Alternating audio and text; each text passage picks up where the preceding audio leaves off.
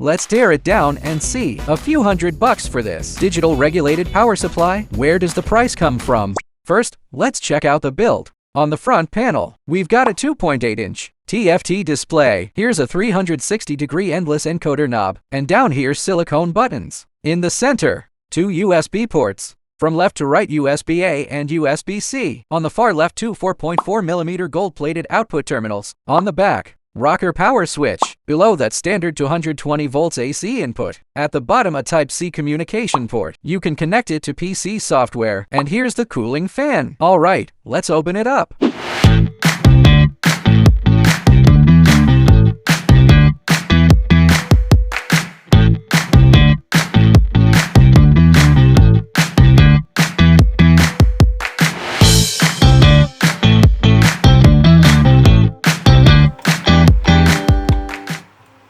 Let's start with the rear board.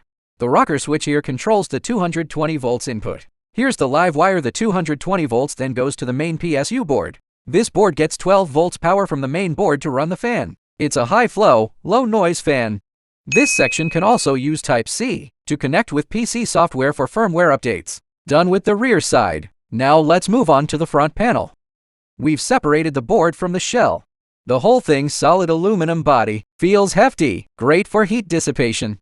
The entire case is CSC machined. Both sides feature multiple vent holes. Even the handle up top is cleverly designed for airflow. On the bottom there are 4 silicone anti-slip pads.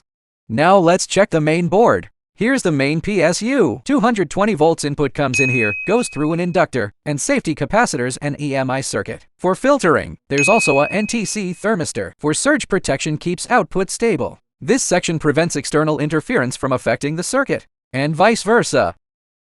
Here's the main capacitor, inductor, and switching MOSFET forming a PFC. That improves efficiency. A lot of cheaper sus skip it.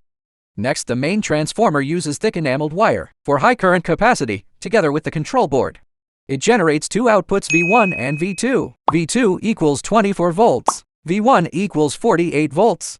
24 volts powers PD 3.0 fast charge. 48 volts feeds the main power stage. Output uses 4 large filter capacitors to further reduce ripple. On both sides there are 2 big aluminum heat sinks. This 24 volts output line comes through here, passes the PD chip, and 2 MOSFETs. Then through this ribbon cable it goes to the USB port and Type-C port to support fast charging protocols. Meanwhile, the 48 volts DC input enters here. And next to it is a 10 amperes fuse, then another MOSFET, which adds reverse polarity protection. For the power section, we use multiple LDOs to reduce noise and ripple on the power output.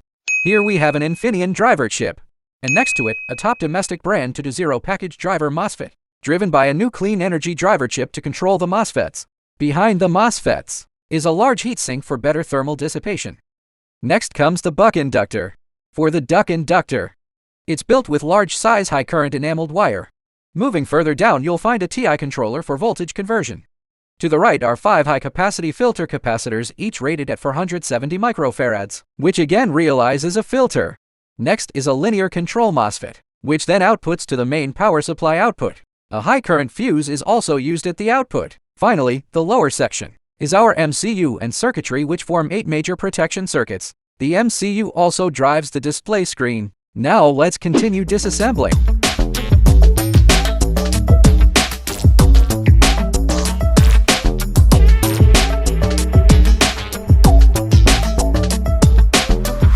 For the buttons we use a gold-plated design for better sensitivity. At the bottom indicators there are 4 bright LEDs. Here's the Type-C output port and USB output port.